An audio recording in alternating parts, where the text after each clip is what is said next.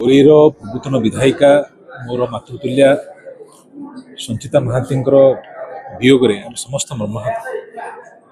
आज तांकर स्मृति उद्देश्य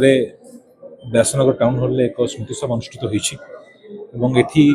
विभिन्न दलर अनेक नेतृमंडली आसी समस्त शुभेच्छुक मैंने आसी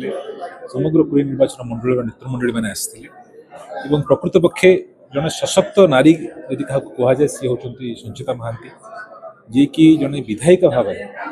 जड़े नारी नेत्री भाव जड़े सेविका भाव एवं जड़े जगन्नाथ प्रेमी भाव जो भाव दायित्व निर्वाह करते